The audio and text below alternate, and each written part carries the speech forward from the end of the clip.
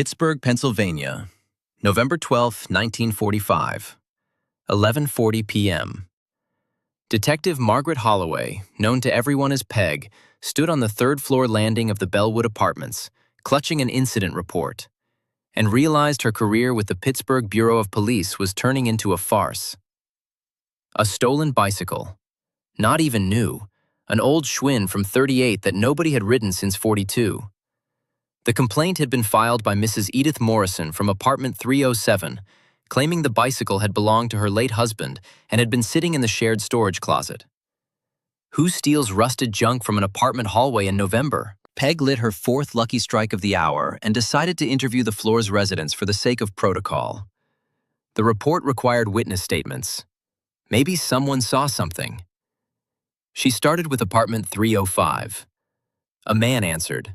Maybe 80 years old, thin as a rail, wearing house slippers and a knitted cardigan over a pressed shirt. Silver hair combed neatly back, kind face deeply lined, eyes gray, calm. Peg asked if he was Chester Rowland, checking the nameplate. The old man confirmed it was him and smiled, asking what the trouble was. Peg asked if he had happened to see anyone take a bicycle from the storage closet, either today or yesterday. The old man thought for a moment. He said he couldn't say he had. He'd been home all day yesterday with a bum knee, hadn't gone out. This morning, he'd only gone down to Kowalski's for bread. The bicycle was already gone by then. Peg noted his statement and asked to see identification. Standard procedure for witness interviews. Chester nodded, disappeared into his apartment, and returned with a small blue booklet. Peg opened it. Chester Ellsworth Rowland, born 1864. Birthplace, Morgantown, West Virginia. Current address, Pittsburgh, Pennsylvania, Bellwood Apartments, apartment 305. Residency stamp, September 1945. She mechanically copied the information into her report, returned the document, and thanked him. The old man wished her luck with the investigation and closed the door. Peg continued to apartments 306, 307, and 308. Nobody had seen anything. She went down to the second floor, questioned 4 more witnesses, returned to the precinct, typed up the report, and filed it. The bicycle was never found. The case was closed within a week. Value of stolen property didn't exceed $12. Peg would have forgotten about it entirely if not for an accident.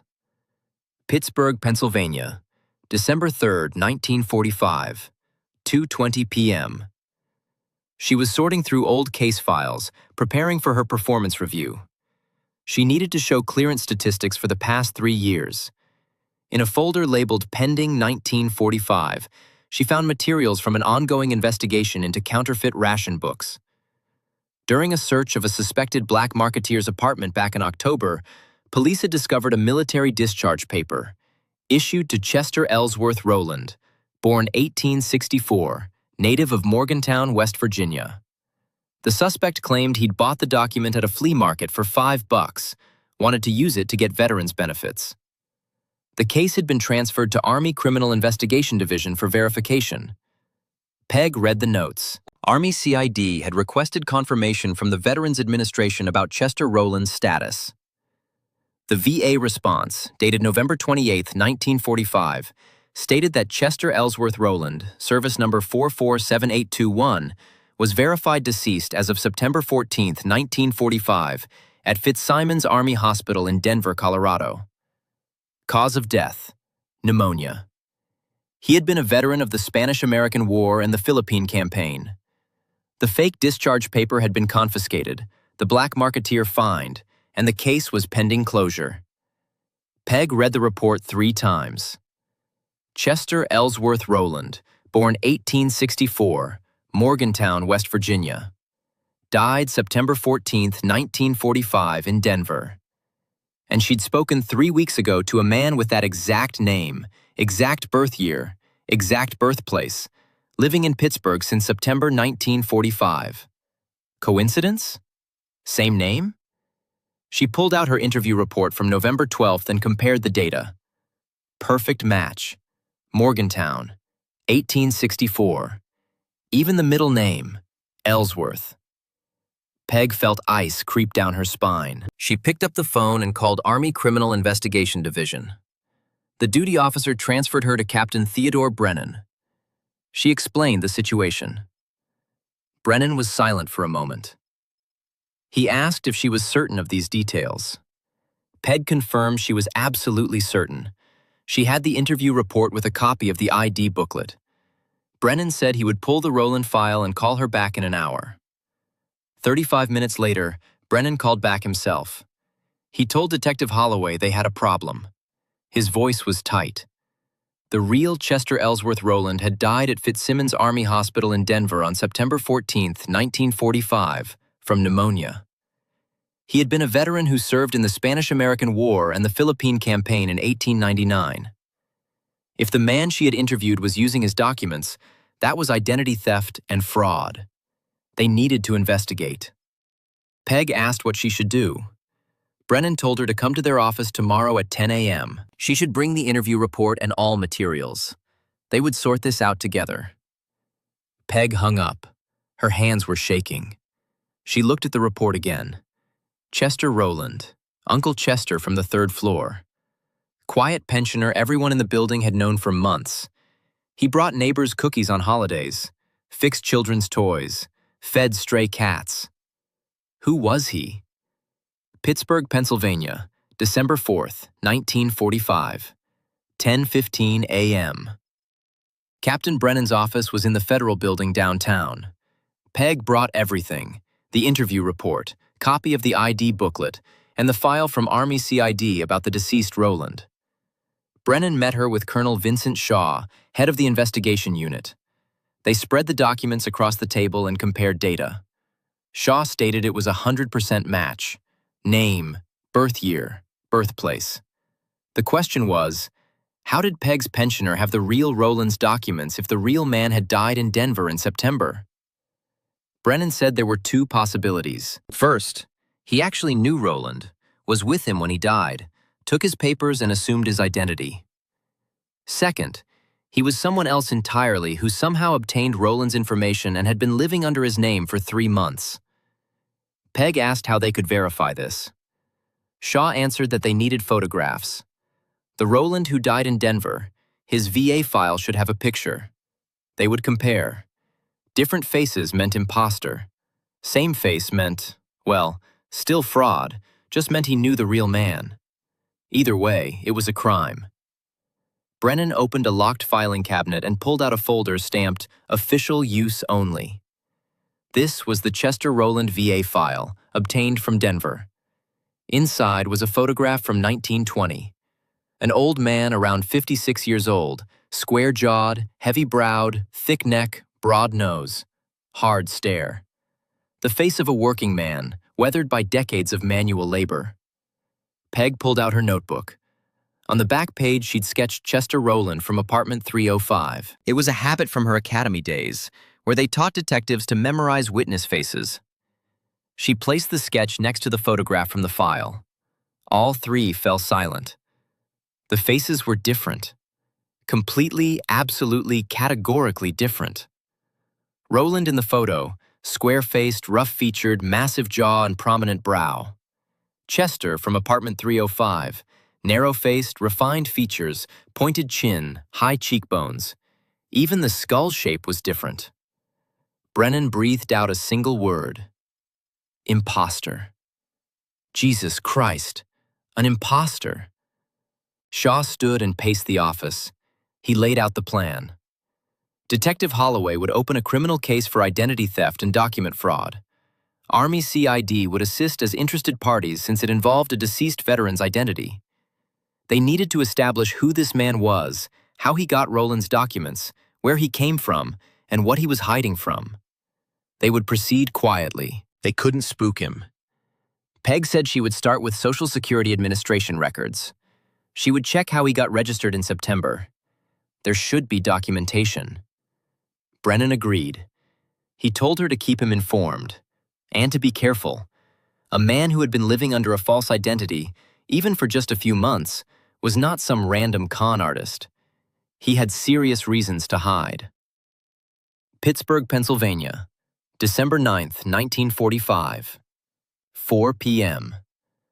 The Social Security Administration Regional Office was on Liberty Avenue. Peg spent 3 days there, going through registration records for September 1945. She was looking for the entry registering Chester Ellsworth Rowland for benefits. She found it on the 4th day. Application filed September 20th, 1945. Chester Ellsworth Rowland, born 1864, Morgantown, West Virginia. Registered at Pittsburgh's address, Bellwood Apartments, apartment 305. Supporting documents: discharge papers from Philippine service, birth certificate from West Virginia. Both documents looked legitimate. Application approved. Social Security number issued. But there was something else. The application had been processed by a clerk named Martin Fenstermacher. Peg found him in the same building, now working in a different department. Heavy-set man, late 40s, thinning hair, tired eyes. Peg asked Mr. Fenstermacher if he remembered processing this application. She showed him the form. He squinted at it and adjusted his glasses. He said he did remember. September. Yeah. Old fellow, polite. Had all his papers in order. Said he'd just moved to Pittsburgh from Denver. Wanted to get his benefits set up. Peg asked if he had seemed nervous or unusual in any way. Fenstermacher said no, not really. Just old and tired. Said he'd been sick, spent time in the hospital. Wanted to get settled. Peg asked about the discharge papers he'd shown. Had they looked authentic? Fenstermacher said as far as he could tell, yeah, they had the right stamps, signatures. He pointed out that they weren't forgery experts. If the documents looked official, they processed them. Peg thanked him and left. She returned to the precinct and called Brennan. She told him that the man had registered right after the real Rowland died. September 20th, 6 days after the death in Denver. He had Rowland's actual discharge papers, or perfect copies. Someone gave him those documents. Or he took them himself. Brennan said they needed to find out where he was before Pittsburgh. He would contact Denver VA to see if anyone there remembered anything unusual around Rowland's death. Peg should keep digging on her end. Pittsburgh, Pennsylvania, December 15th, 1945, 10 a.m. Peg sat in her office, staring at a telegram from Captain Brennan. Denver VA Hospital reported that Rowland had died alone. No visitors in his final week. Personal effects had been shipped to a nephew in Morgantown per Rowland's request. Nephew's name: Harold Pritchard. Investigation ongoing. She picked up the phone and called the Morgantown police. She asked them to check on Harold Pritchard. They called back that afternoon. The officer told her they'd found Harold Pritchard. He lived on Vine Street, 62 years old, worked at the glass factory. He said he was Chester Rowland's sister's son. He'd received a box of his uncle's things in September: old clothes, a watch, some letters. He said he never got the discharge papers or birth certificate. He said those should have been in the box but weren't. He figured the hospital lost them. Peg asked if he had reported it. The officer said no. Pritchard said he didn't need them for anything, so he didn't bother. Peg hung up and thought for a long moment. Someone at the Denver hospital had taken Rowland's papers, either a staff member or someone posing as family. Someone who knew Rowland was dying, knew he had no close relatives, knew those documents could be valuable. She called Brennan back and told him they needed to check Denver hospital staff. Someone there had access to Rowland's papers. Someone who knew what they were worth. Brennan said he was on it. Give him a week. Pittsburgh, Pennsylvania, December 22nd, 1945, 3 p.m. Brennan called with news. He told Detective Holloway they'd found something. Fitzsimons Hospital in Denver had a nurse working there in September, Martha Holbrook, age 47. She quit on September 16th, 2 days after Rowland died. The hospital administrator said she gave 1 day's notice, said she had a family emergency, had to leave town immediately. They paid her out, she left. She never came back for her final paycheck. Army CID had tracked her to Kansas City. She was working at a veterans clinic there now. His colleague in Kansas City interviewed her yesterday. Peg asked what she had said. Brennan said she admitted it. The nurse said a man had approached her in late August. He said he needed identity documents. He would pay $500 for a dying patient's papers. She said she was desperate. Her husband had gambling debts. They were being threatened. She took Rowland's discharge papers and birth certificate after he died. She gave them to the man. He paid her and disappeared. She never saw him again. Peg asked if she had described him. Brennan said yes. White male, late 50s or early 60s, thin build, gray hair, well-spoken. Slight accent she couldn't place. Maybe European. Wore simple but clean clothes. Gave her cash. That was all she remembered. Peg asked if she would testify. Brennan said if they granted immunity, yes. The nurse knew she had committed a crime. She was willing to cooperate.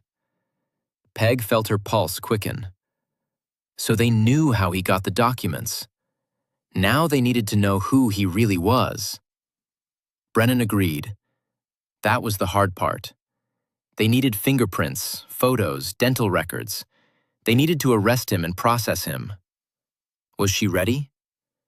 Peg said she needed to talk to her captain first. This was bigger than stolen bicycles. Pittsburgh, Pennsylvania, December 23, 1945, 9 a.m. Captain Raymond Kowalczyk sat behind his desk in the detective bureau, listening to Peg's report. When she finished, he lit his pipe and puffed thoughtfully. He summarized what she was telling him. Uncle Chester, the nice old man who brought his kids candy at Christmas, was actually some kind of criminal using a dead man's name. Peg confirmed, yes, sir, and she wanted to arrest him. Yes, sir. Kowalczyk asked on what grounds. Identity theft wasn't even a federal crime yet. Document fraud, maybe, but that was a misdemeanor. They bring him in. A lawyer gets him out in 2 hours. Peg said Captain Brennan thought there was more to it. A man who went to this much trouble to hide his identity was running from something serious.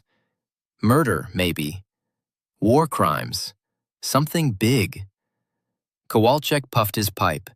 He laid out the plan. They would surveil the man, see where he went, who he talked to, what he did. They would build a profile. Then they would approach him quietly, bring him in for questioning. If he ran, they'd know he was dirty. If he cooperated, maybe they'd find out what he was hiding. But they would do this by the book. No mistakes. Peg understood. Yes, sir. Pittsburgh, Pennsylvania, December 28, 1945, 6 a.m. Peg sat in an unmarked car across from the Bellwood Apartments, watching apartment 305. She'd been doing this for 5 days now. The pattern was consistent. Chester Rowland woke at 6:30 a.m., left his apartment at 7, walked 3 blocks to St. Anthony's Catholic Church, attended early Mass, and returned home by 8. Then, he'd walk to the corner grocery, buy a newspaper and bread, come back, and spend the day inside.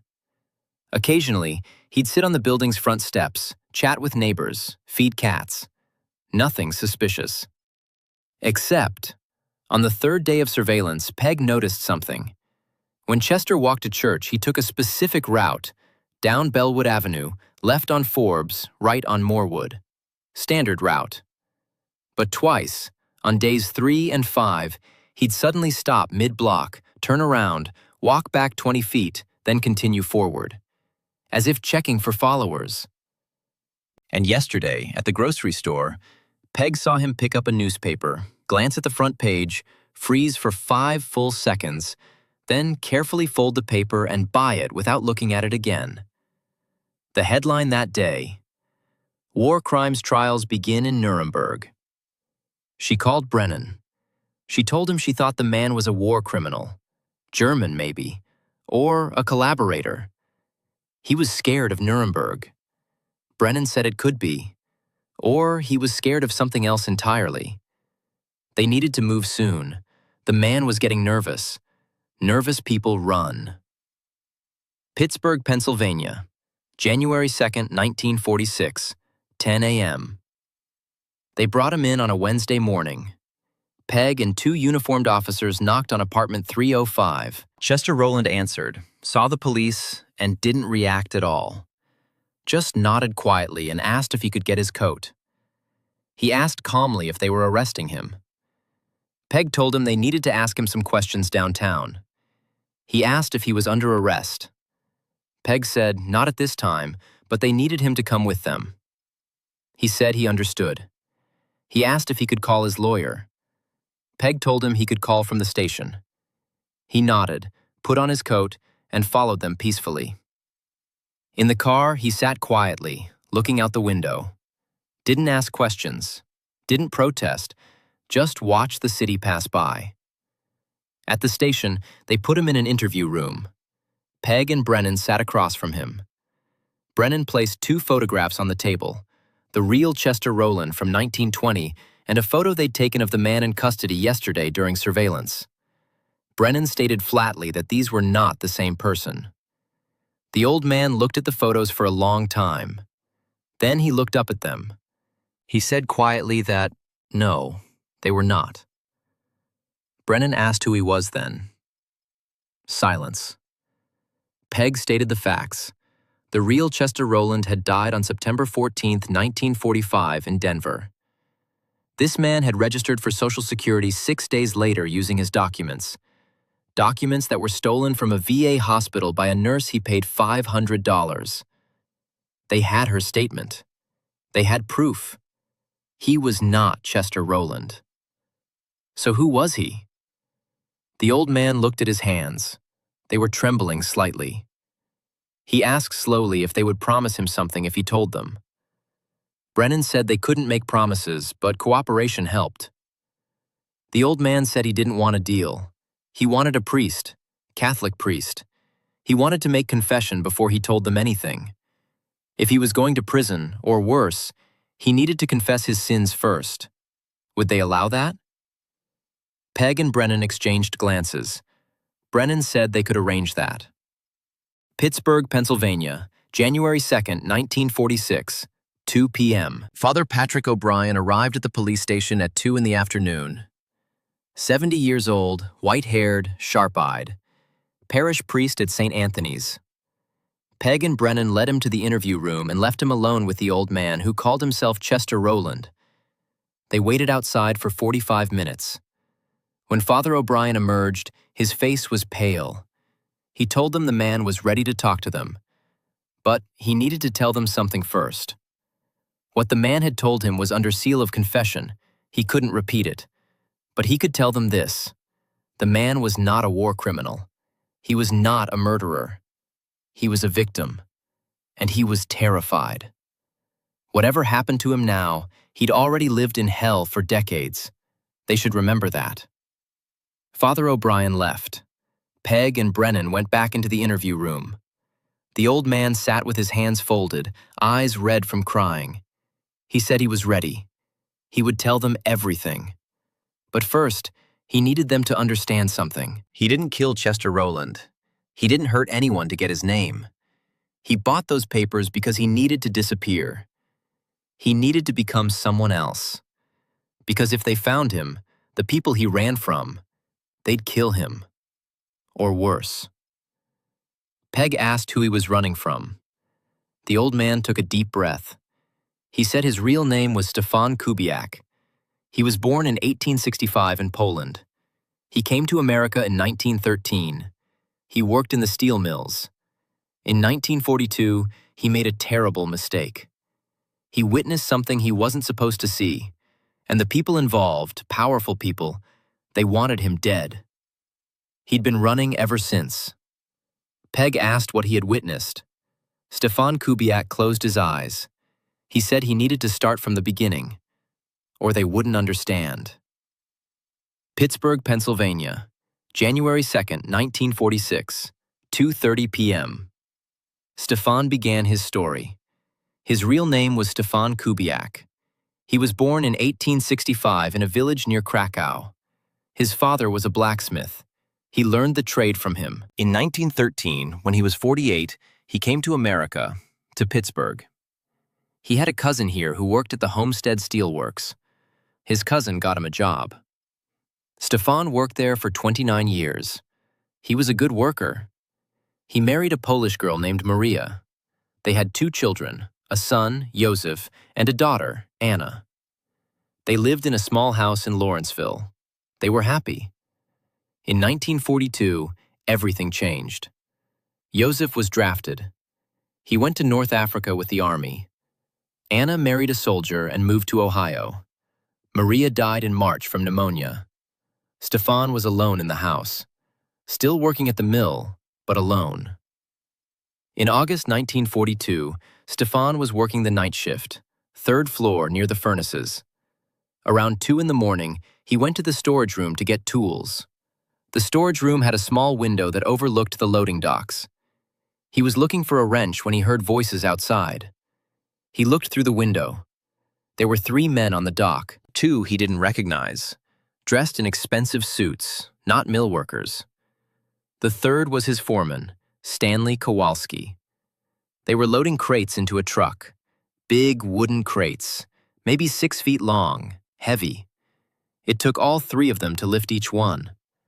Stefan said he wouldn't have thought anything of it except for 2 things. First, they didn't have night deliveries scheduled. He would have known, because he handled logistics for his floor. Second, the truck had no company markings, just a plain black truck. And Stanley looked nervous, kept looking around like he expected someone to show up. Stefan watched them load 6 crates. Then one of the suit men handed Stanley an envelope. Stanley opened it and counted money. A lot of money. Even from the window, Stefan could see it was thick. They shook hands.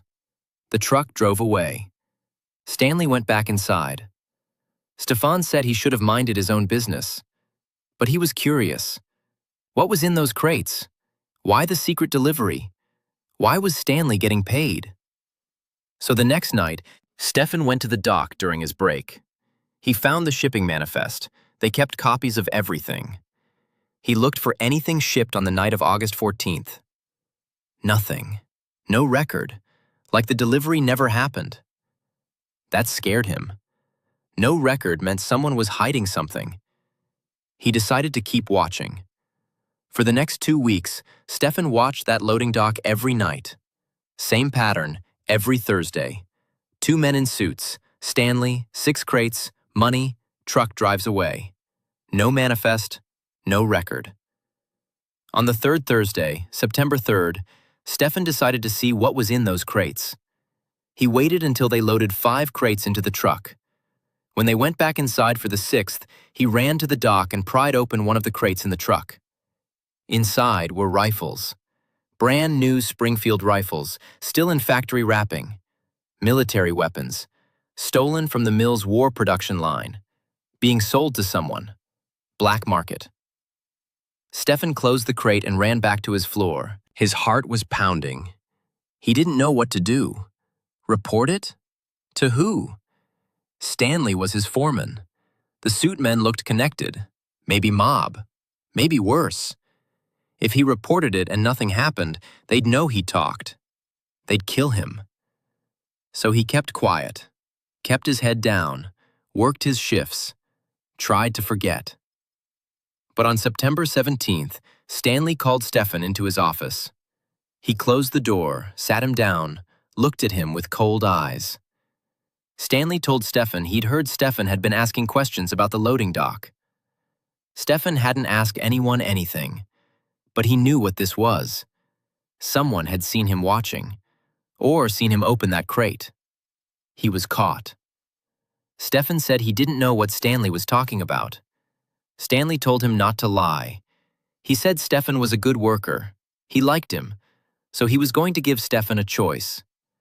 Stefan could forget everything he saw, stop watching the dock, keep his mouth shut, and they'd forget this conversation. Or Stefan could keep asking questions, and something bad would happen.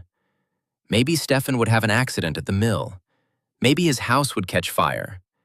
Maybe his son in Africa would get a letter saying his father was a German spy. Did Stefan understand? Stefan understood. He nodded. He went back to work. But Stefan couldn't forget. He couldn't stop thinking about those rifles. How many had they stolen? Where were they going? Who was buying them? American soldiers were dying in Europe, in the Pacific, and someone was selling their weapons for profit. Stefan decided to report it. Not to the mill management. They were probably involved. Not to the local police. Stanley had connections there, everyone knew it. He decided to report it to the FBI. On September 25th, Stefan went to the FBI field office downtown. He told them everything. They listened, took notes, said they'd investigate. They told him to keep quiet, not to tell anyone he'd talk to them, to act normal. Stefan went home. Waited. 2 weeks passed. Nothing happened. The Thursday night deliveries continued. Stanley acted like nothing was wrong. Then, on October 9th, Stefan came home from his shift at 6 in the morning and found his house ransacked. Drawers pulled out, furniture overturned, mattress sliced open. Nothing stolen. His money was still in the kitchen drawer, his watch still on the nightstand. Just searched. Thoroughly. Stefan knew what it meant. They were looking for evidence, papers, photos, anything that proved he knew about the rifles.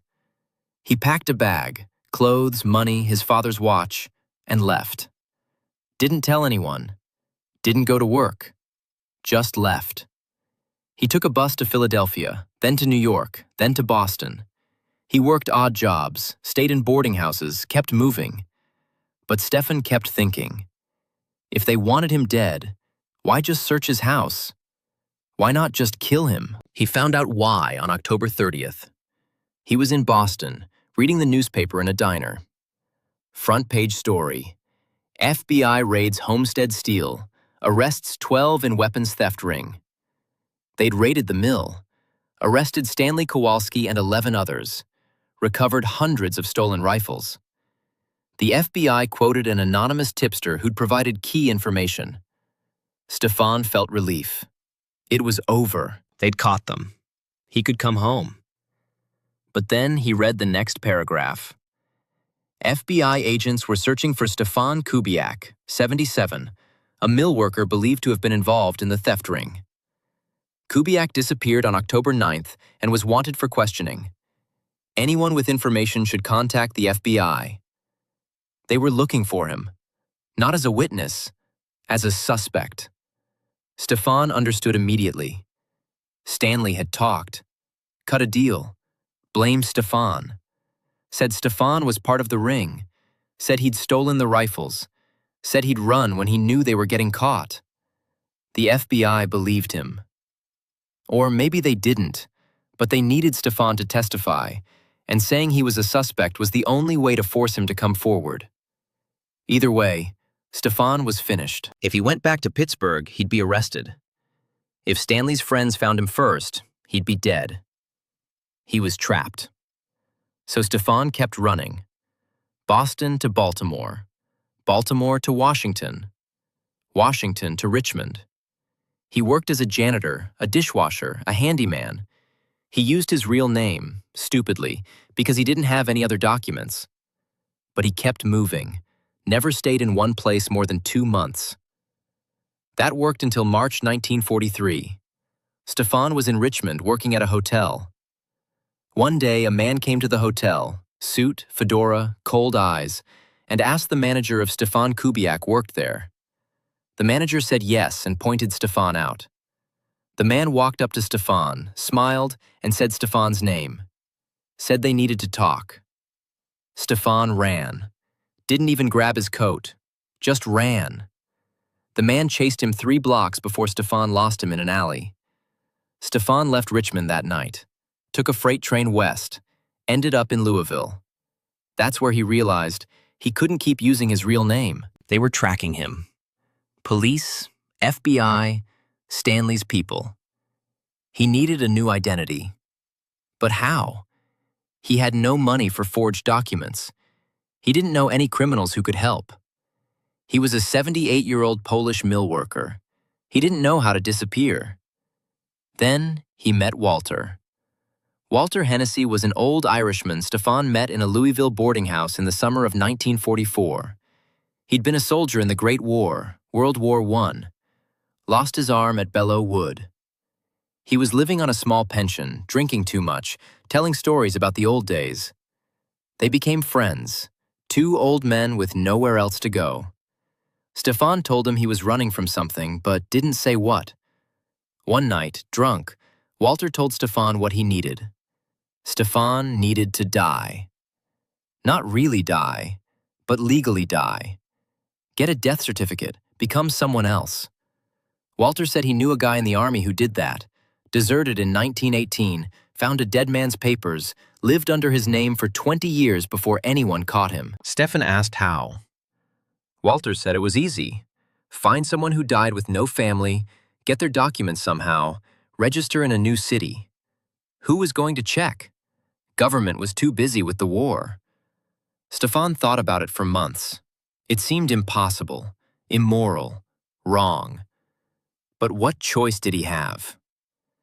In August 1945, Stefan was in Denver, working as a dishwasher at a diner. He'd been saving every penny he could for 3 years, living in flop houses, eating scraps, working double shifts. He had nearly $600 hidden in his shoes. It was his escape fund, his only chance at freedom. One of the waitresses at the diner mentioned her brother worked at Fitzsimons Army Hospital. She said they had a ward full of dying veterans, old men from the Spanish War and the Philippines. No families, no visitors, just waiting to die. Stefan thought, maybe Walter was right. Maybe that was his only way out. He went to the hospital, pretended to be a volunteer. The nurses were so grateful for help. They were understaffed, overwhelmed. Stefan spent 2 weeks there helping feed patients, reading to them, keeping them company. That's where he met the real Chester Rowland.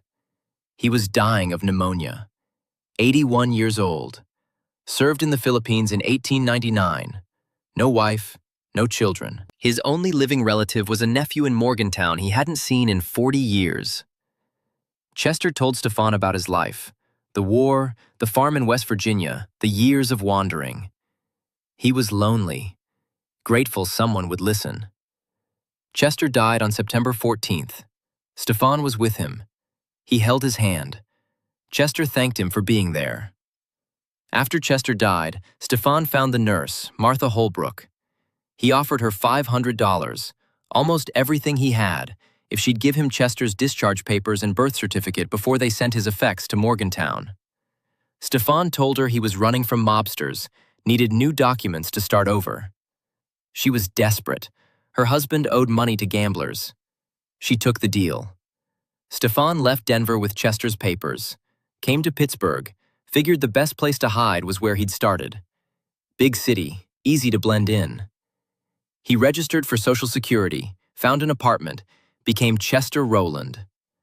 For 3 months he'd been free. No one chasing him, no one looking for him. Stefan Kubiak was forgotten. He could sleep without fear. Until today. Stefan fell silent. Peg and Brennan sat across from him, processing everything. Brennan finally said that Stefan was not a war criminal. He was a witness to a crime who got framed. Stefan confirmed. Yes. And he had assumed a dead man's identity to escape. Yes. Brennan stated that was still identity fraud. Stefan said he knew. Brennan looked at Peg. She looked back. They both knew what this meant. Peg said they needed to verify his story. They would check the FBI records, the weapons theft case, the arrest records. If what he was saying was true, if Stanley Kowalski really framed him, then he was a victim, not a criminal. But the identity theft charge still stood. Stefan said he understood. But he needed to know, were Stanley's people still out there? If he went public, if this became news, would they come after him? Brennan told him Stanley Kowalski was in federal prison, convicted in December 1942. 20-year sentence. The others involved were either in prison or dead. He was safe from them. Stefan exhaled shakily. He thanked God. Brennan continued, but Stefan was not safe from the law. He had committed fraud. He had stolen a dead man's identity. That was a crime. He would be charged. Stefan asked if he would go to prison. Peg said probably not. Given his age and circumstances, likely probation. But he would lose Chester Rowland's identity. He would have to become Stefan Kubiak again. And he would have to testify about what he saw at the mill, officially, on the record. The FBI would want his statement. Stefan nodded slowly. He said he would testify. He would tell everything. He should have from the beginning. He was a coward. Peg said quietly that he was scared. That was different. Pittsburgh, Pennsylvania, January 10, 1946, 10 a.m. The arraignment was quick. Stefan Kubiak, charged with identity fraud under Pennsylvania state law, pled guilty. The judge, an older man named Carmichael, listened to the prosecutor's summary, then Brennan's testimony about Stefan's cooperation and circumstances. The defense attorney, a public defender named Walsh, argued for leniency given Stefan's age and lack of criminal history. Judge Carmichael sentenced Stefan to 2 years probation and a $50 fine. No jail time. The courtroom was nearly empty. Just Peg, Brennan, a court reporter, and Father O'Brien who'd come to support Stefan. After the sentencing, Stefan stood, thanked the judge, and was led out by a bailiff. Peg followed him into the hallway. She called to Mr. Kubiak. She needed to ask him something. He turned, eyes tired. He asked what it was. When he took Chester Rowland's name, did he feel guilty? Stefan thought for a long moment. He said yes. Every day. Every single day. He'd think about Chester, about his life, his service, his loneliness. Stefan stole his name, his identity, his final dignity. He told himself it was survival, that he had no choice. But that didn't make it right. He dishonored a good man's memory. That guilt, it weighed more than any prison sentence. He paused and looked down at his hands. Stefan said the worst part was that he liked being Chester Rowland. For 3 months, he was someone new.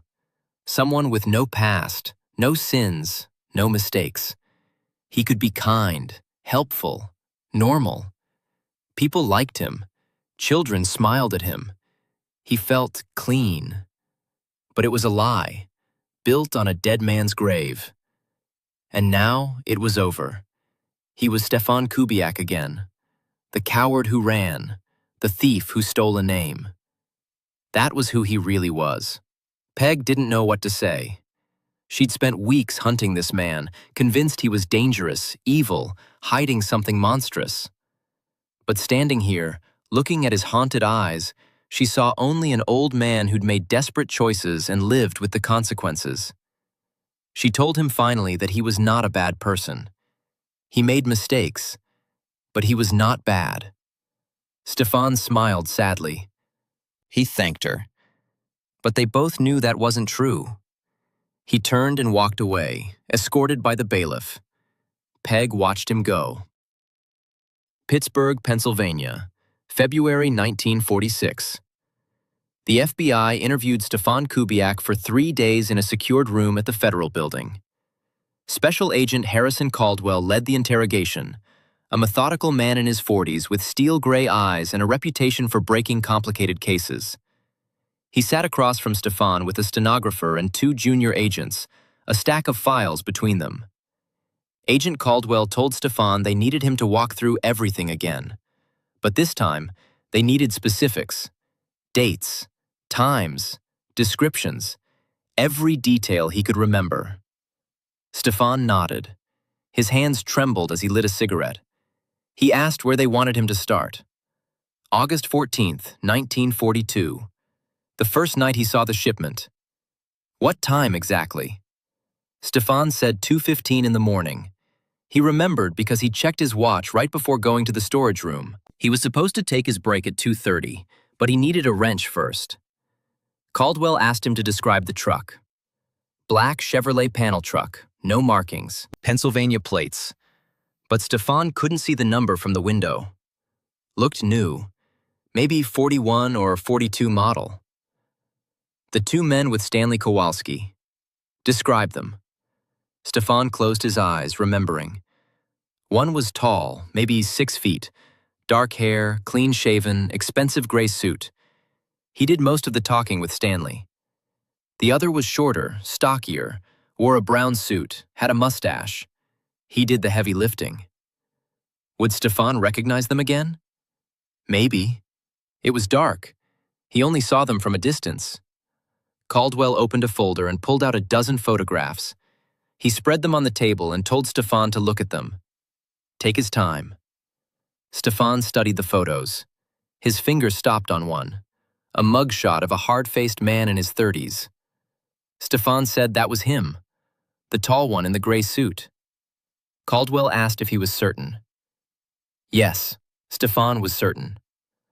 Caldwell nodded to one of the junior agents, who made a note. That was Vincent Marconi, enforcer for the DiNardo crime family. He was arrested in the October raid, but released due to lack of evidence. Stefan's identification put him at the scene. That was valuable. They continued for hours. Stefan described every Thursday night shipment he'd witnessed, the pattern of 6 crates, the money exchanges, Stanley Kowalski's nervous behavior, the missing manifests. Each detail was recorded, cross-referenced with FBI evidence, verified against testimony from other witnesses. On the second day, they showed Stefan shipping records recovered from the mill. Thousands of pages documenting legitimate war production, artillery shells, tank parts, steel plating. And hidden among them, anomalies, inventory discrepancies, materials requisitioned but never delivered, production numbers that didn't match shipping manifests. Caldwell explained they had suspected there was theft, but they couldn't prove how it was happening. The mill's security was tight. Military inspectors checked everything. But someone found a way to steal weapons right under their noses. Stefan's testimony explained how. Stefan said it was the Thursday night shifts. They scheduled them deliberately. Minimum crew, no inspectors, no management oversight. Stanley ran the floor those nights. He could move anything he wanted. Caldwell agreed. Exactly. And they found something else. He opened another file. After Stanley was arrested, they examined his financial records. Between January and October 1942, he deposited $32,000 into various bank accounts. A foreman's salary was maybe $3,000 a year. Where did the rest come from? Stefan said it was the payments. For the weapons. Right. But here was the problem. They arrested 12 people in the ring. Stanley, the truck drivers, the buyers, the middlemen. They all got prison time. But they never caught the organizer, the person running the whole operation. Someone high up. Someone with access to military contracts, shipping schedules, security protocols. Someone who could make 300 rifles disappear without anyone noticing. Stefan leaned forward. Did Caldwell think it was someone at the mill? Management? Caldwell said they thought it was someone bigger than that. Maybe at the War Department. Maybe in Army procurement. They'd been investigating for 3 years, hadn't found them. But Stefan's testimony gave them new leads. The dates he witnessed shipments, the descriptions of the buyers. They could cross-reference with other cases, other thefts at other mills, maybe find the pattern. On the third day, they discussed what happened after Stefan ran. The house search, the newspaper article naming him as a suspect, his years on the run. Caldwell admitted that article was intentional. They knew Stanley would try to pin it on someone. They let him think it worked. They wanted him to feel secure, to give up his partners. It worked. He talked. They got the others. But they also knew Stefan was innocent. They tried to find him, to bring him in safely. But he disappeared. Stefan said he thought they wanted to arrest him. Caldwell said they wanted to protect him. Stanley's associates, the DiNardo family, they were dangerous. They killed witnesses. The FBI assumed they were hunting Stefan too. They wanted to get him into protective custody before they found him. Stefan laughed bitterly. He spent 3 years running from the people trying to help him. Caldwell said Stefan didn't know. He did what he thought he had to do to survive. Stefan said that still meant he stole a dead man's name in the process. Caldwell closed his files. He told Stefan that officially he had committed a crime, identity fraud. He would have to answer for that. But unofficially, he was a hero.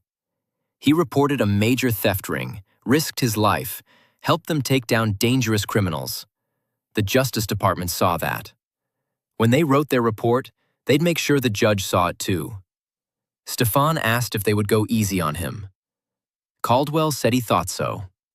Given Stefan's age, his circumstances, his cooperation. But he couldn't make promises. Stefan nodded. He said he understood. Caldwell said there was one more thing. They were going to need Stefan to testify. At trial. Against Vincent Marconi and the others they were rearresting based on Stefan's identification. Was he willing? Stefan thought of the rifles, of American soldiers fighting overseas, of the weapons stolen from them, sold for profit. He said yes, he would testify. The FDI sessions concluded on February 21st. Caldwell shook Stefan's hand, told him he'd done the right thing, told him to stay available for trial. Stefan walked out of the federal building into cold winter sunlight. For the first time in years, he felt something like relief. The truth was out. The running was over. But the guilt remained. In March, the FBI released a public statement clearing Stefan Kubiak of any involvement in the weapons theft. He was officially listed as a confidential witness whose cooperation had been instrumental in the investigation. The arrest warrant issued in 1942 was vacated. Several newspapers ran small articles. Millworker cleared in weapons theft, was key witness, not suspect. Stefan read them in his apartment, sitting in the chair that used to belong to Chester Rowland. He wondered what Chester would think. Would he be proud? Disappointed? Angry that his name had been dragged into this? He'd never know. Stefan returned to his apartment, the one he'd rented as Chester Rowland. The landlord, informed of the situation, allowed him to stay under his real name. Neighbors were confused but accepting. Some stopped talking to him. Others, like Mrs. Morrison, who'd filed the bicycle complaint, brought him casseroles and said they all make mistakes. Stefan tried to rebuild his life. He registered for Social Security under his real name, Stefan Kubiak, born 1865. He attended Mass at St. Anthony's. He fed the stray cats. He tried to be the person he'd pretended to be as Chester. But something had broken inside him. The guilt, the shame, the weight of having stolen a dead man's identity. It consumed him. He stopped sleeping, stopped eating, sat in his apartment for hours, staring at nothing. Father O'Brien visited him weekly, tried to counsel him, reminded him that God forgives all sins. Stefan listened politely, nodded, said he believed. But he didn't. He couldn't forgive himself. On April 3, 1946, the landlord found Stefan Kubiak dead in his apartment. Heart attack, the doctor said. Natural causes. He was 81 years old. The funeral was small. Father O'Brien, Peg Holloway, a few neighbors. They buried him at St. Anthony's Cemetery, in the section for parishioners with no families. The headstone read, Stefan Kubiak, 1865 to 1946, forgiven. Peg stood at the grave after everyone left, thinking about the case that had started with a stolen bicycle and ended with a broken old man's death. She thought about Chester Rowland, the real Chester Rowland, who died alone in a Denver hospital, whose identity had been stolen, whose name had been used by a stranger. She thought about Stefan Kubiak, who'd witnessed a crime, tried to do the right thing, been destroyed for it, and died carrying guilt he couldn't escape. She thought about justice, and how sometimes it didn't feel like justice at all. Pittsburgh, Pennsylvania, May 1946. Captain Kowalczyk called Peg into his office. He told Detective Holloway he'd been reviewing her work on the Kubiak case. It was thorough, professional, by the book. She uncovered a fraud, Worked with Army CID, got a confession, secured a conviction. Good work. Peg thanked him. Kowalczyk said he was putting her forward for a commendation, and he was assigning her to a new unit, identity crimes. They were creating it specifically to investigate cases like this. People using false identities, forged documents, stolen names. The war was ending. Refugees were flooding in. Black market documents were everywhere. They needed someone who knew how to dig, how to verify, how to find the truth. That was her. Peg nodded slowly. She said she would do her best. Kowalczyk said he knew she would. Start Monday. Pittsburgh, Pennsylvania, 1946 to 1960. Over the next 14 years, Peg Holloway investigated 43 cases of identity fraud. Each one different, each one the same. Someone living under a false name, trying to escape the past, building a new life on someone else's foundation. The second case came in June 1946. A man calling himself Robert Mitchell had died in a car accident. His widow, filing for life insurance, discovered his Social Security number belonged to a Robert Mitchell who died in 1920 as an infant. The man she'd married, had children with, had loved for 18 years, was someone else entirely. She was devastated. The insurance company refused to pay. Peg investigated, discovered the man's real name was Hans Friedrichsen, a German immigrant who'd fled in 1928 using a dead child's identity. He'd never committed any crime except the fraud. He'd been a good husband, a good father, but he'd built it all on a lie. The widow never recovered. The third case in 1947 was darker. A priest in Lawrenceville, Father Anthony Moretti, was discovered to have been a concentration camp guard named Klaus Reinhardt. A Holocaust survivor recognized him and contacted authorities. Peg investigated, found evidence, photographs, testimony, military records. Father Moretti denied everything, claimed mistaken identity. The evidence was overwhelming. He was arrested, extradited to Europe, tried for war crimes, hanged in 1949. His parishioners, who'd loved him for a decade, were horrified. How could a man capable of such evil have seemed so kind? The fourth case, in 1948, involved a woman named Dorothy Barnes, who was actually Dorothy Kowalski, Stanley Kowalski's daughter. She'd changed her name to escape her father's shame. Not illegal, since she'd done it through proper channels. But Peg was the one who found her, who told her that her father had died in prison of tuberculosis. Dorothy wept, said she'd been planning to visit him, to tell him she'd forgiven him. Too late. The fifth case, the sixth, the seventh, they blurred together over the years. Con artists who married multiple women under different names.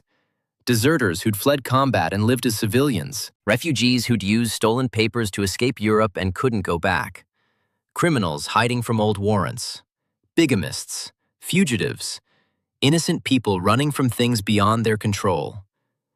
Peg learned to see patterns, how people built false identities, the documents they needed, the stories they told, the mistakes they made. Most got caught because of small details. A birth date that didn't match their apparent age. A social security number issued after they claimed to have been working. A birth certificate from a county that didn't exist. The lies always had cracks. You just had to know where to look. She also learned the cost. Every case destroyed lives. Not just the person exposed, but their families. Wives who discovered their husbands weren't who they claimed. Children who learned their father was a war criminal, a deserter, a fraud. Friends who felt betrayed. Communities that felt deceived. One case in 1952 haunted her for years. She exposed a man named Thomas Garrett as a fugitive named Edward Price, wanted for murder in Texas. Price had killed a man in a bar fight in 1938, fled, built a new life in Pittsburgh as Garrett. Married, had 2 sons, worked as a mechanic. Model citizen. When Peg arrested him, his wife collapsed. His sons, 15 and 13, begged Peg not to take their father. They said he wasn't a murderer. He was their dad. He coached their baseball team. He helped with homework. He was good. But he was a murderer. He'd killed a man. The evidence was clear. Price was extradited to Texas, tried, convicted. Life in prison. His wife divorced him. His sons changed their names. The family fell apart. Peg went to the trial in Texas, watched Price testify. He admitted the killing, said it was self-defense. The victim had attacked him with a knife. He'd fought back. The man had died. But he'd panicked, run, instead of going to the police, built a new life instead of facing justice. The jury didn't believe him. Or maybe they did, but it didn't matter. He'd fled. That made him guilty. Peg sat in the courtroom, watching this man, this father, this husband, this mechanic who coached Little League, be sentenced to life in prison. And she wondered, was this justice? He'd killed in self-defense, maybe. He'd fled in fear, definitely. He'd spent 14 years being a good person. Did that count for nothing? The law said no. The law only cared about the crime, not the redemption. By 1955, Peg had a reputation. When police departments across Pennsylvania found suspicious identities, they called her. When the FBI needed help verifying documents, they called her. When immigration services needed to investigate fraud, they called her. She became the expert, the specialist, the woman who could find anyone, uncover anything, expose any lie. She was promoted to lieutenant in 1956, given her own office, her own team, 3 younger detectives who learned from her how to verify documents, cross-reference records, interview witnesses, build cases. She taught them everything: how to be thorough, how to be fair, how to care about the truth more than the conviction. But she also taught them something she'd learned the hard way. Every case has a human cost. Every exposure destroys something. You have to be certain. You have to be right. Because once you pull the thread, the whole fabric unravels. In 1958, she worked on the Novak case, a man claiming to be a Polish refugee granted asylum in 1947. Documents looked legitimate. Story checked out. But something felt wrong. Peg dug deeper, found inconsistencies, dates that didn't quite match, places that didn't quite exist. She suspected he was a Soviet agent. She was right. Novak was actually Yuri Volkov, KGB, sent to infiltrate Polish refugee communities. He was arrested, held for trial. Peg was commended by the FBI, given an award by the State Department. National security win. But Novak's wife, who'd had no idea, killed herself 2 weeks after his arrest. Left a note. "I can't live knowing I loved a lie." Peg went to the funeral, stood in the back, watched the woman's sister weep over the coffin. And she thought, I did this. My investigation, my thoroughness, my pursuit of truth. I killed this woman as surely as if I'd pulled the trigger. That night, she got drunk for the first time in her career. Sat in her apartment with a bottle of bourbon and Stefan Kubiak's case file. Read through it again. The old man who'd stolen a dead man's name to escape mobsters. Who'd been a good neighbor. Who'd died of guilt. She'd done the right thing in that case, hadn't she? Found the truth. Exposed the fraud. Brought him to justice. But justice had killed him. Just like it had killed Novak's wife. Just like it would keep killing people as long as Peg kept hunting. Was it worth it? She didn't know. By 1960, she was exhausted. 14 years of hunting, exposing, destroying. 43 cases solved. 43 lives unraveled. Hundreds of families shattered. All in the name of truth and justice. She requested a meeting with Captain Kowalczyk, who was now deputy chief. Told him she was done, couldn't do it anymore. Kowalczyk said she was the best they had. She'd solved cases no one else could touch. She'd made the department's reputation. Peg said she'd also destroyed lives. Good people. Bad people. It didn't matter anymore. They were all just broken when she was done. Kowalczyk said that was the job. Peg said she knew, and she couldn't do it anymore. Kowalczyk studied her, saw the exhaustion in her eyes, the weight she carried. He said, all right. She'd earned retirement, early retirement, full pension, effective immediately. Peg said she was 37. Kowalczyk said she'd done enough.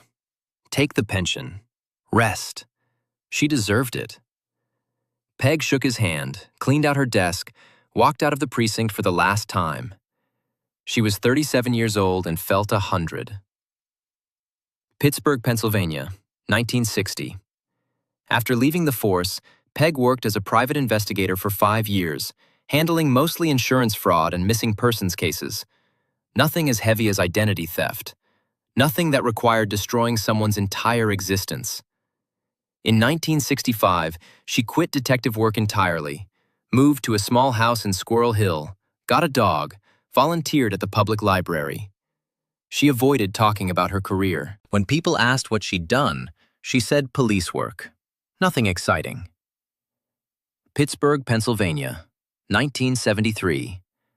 A young journalist from the Pittsburgh Post-Gazette found her. He was writing a book about identity fraud in post-war America, wanted to interview her about the Stefan Kubiak case. Peg refused. He persisted, showing up at her house 3 times. She finally agreed to one interview on the condition he not use her name. She told him the story, the stolen bicycle, the fake documents, the broken old man. The journalist asked if she regretted pursuing the case. Peg thought for a long time. She said she regretted that Stefan had died feeling guilty. She regretted that justice, real justice, didn't account for context, for fear, for desperation. She regretted that the law saw only black and white when most of life was gray. But did she regret investigating? No, because Stefan Kubiak had stolen a dead man's identity. Chester Rowland deserved better. His name deserved better. Even if Stefan was a victim too, even if he had reasons, Chester Rowland's life mattered. His name mattered. And someone had to stand up for that. That was her job. So no, she didn't regret it. The journalist published his book in 1975, The Nameless Dead, Identity Theft in Post-War America, had one chapter about the Kubiak case, titled The Man Who Stole a Ghost. Peg read it once, put it on a shelf, never opened it again. Pittsburgh, Pennsylvania, 1989. Margaret Holloway died at age 66 from a stroke. The funeral was small, her sister, a few old colleagues, neighbors from Squirrel Hill. They buried her at Homewood Cemetery next to her parents. The headstone read, Margaret E. Holloway, 1923 to 1989. She sought the truth. A week after the funeral, a package arrived at the Pittsburgh Police Department, addressed to the Chief of Police. Inside was a letter and a photograph. The letter began, To whom it may concern. My name is Anna Kowalski, formerly Anna Kubiak. I am the daughter of Stefan Kubiak, the man investigated by Detective Margaret Holloway in 1945 and 1946. I recently learned of Detective Holloway's death and wanted to share something with the department she served. After my father's death in 1946, I inherited his few possessions. Among them was a photograph he'd kept hidden for years. It shows him with another man, Chester Ellsworth Rowland, the real Chester Rowland, taken at Fitzsimons Army Hospital in Denver in September 1945. On the back, my father wrote, Chester and Stefan, friends to the end. I'm sorry, old friend. Forgive me. I'm sending this photograph to you because I think it's important for your records. Detective Holloway pursued the truth, and she found it. But the truth was more complicated than anyone knew. My father didn't just steal Chester Rowland's identity. He befriended him, cared for him, was with him when he died. Chester knew he was dying alone, with no family, no future. My father told me, years later in a letter I found after his death, that Chester gave him permission to use his name. Not officially, not legally, but as a dying wish. Chester had said Stefan needed it more than he did. He was done with it. Does that make what my father did legal? No. Does it make it right? I don't know. But it makes it human. And I think Detective Holloway would have wanted to know that. My father lived with terrible guilt for those 3 months. He told me he could never enjoy the freedom Chester's name gave him because he felt like he was wearing a dead man's skin. He said the kindness neighbors showed him as Chester Rowland felt like acid because he knew he didn't deserve it. He said he was relieved when the police came for him because living the lie was worse than any punishment. I wanted you to know this, not to excuse what he did, but to remember that people are complicated. My father was a good man who made desperate choices. Detective Holloway was a good woman who did her job. Chester Rowland was a good man who died alone and gave his last gift to a stranger. All 3 deserved better than what they got. Thank you for your service. Anna Kowalski. The photograph showed 2 old men sitting side by side on a hospital bench. One was broad-faced, square-jawed, clearly the real Chester Rowland. The other was thin, narrow-faced, Stefan Kubiak. They were both smiling. Chester's hand rested on Stefan's shoulder.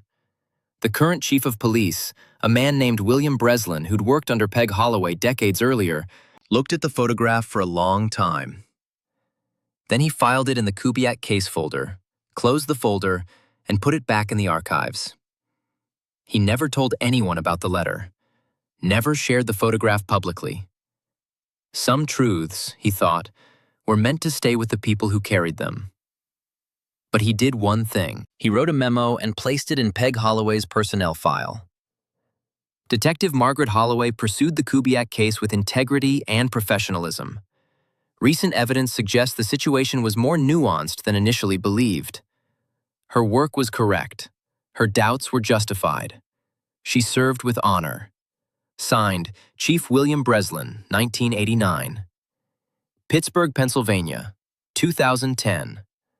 A graduate student from the University of Pittsburgh was researching post-war identity fraud for her dissertation. She discovered the Kubiak case in the police archives, read through the files, and found the photograph. She asked the archivist about it. The archivist, who'd been there for 30 years, told her it was the Kubiak Rowland case. Complicated one. He didn't know the full story, but there was more to it than the official record showed. The student included the photograph in her dissertation, speculating on its meaning. She concluded, "The relationship between Stefan Kubiak and Chester Rowland remains unclear. Evidence suggests Kubiak may have known Rowland personally, possibly even cared for him before his death. This complicates the narrative of simple identity theft, suggesting a more nuanced human story beneath the legal facts.